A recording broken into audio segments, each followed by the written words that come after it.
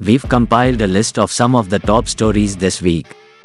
From an interstate crash that 5 people leave the world in this incident to storms that caused widespread damage in 2 counties to sightings of unusual animals, we have it all covered. Storms on Monday caused widespread damage in parts of York and Lancaster counties. Some York County residents were without power for days.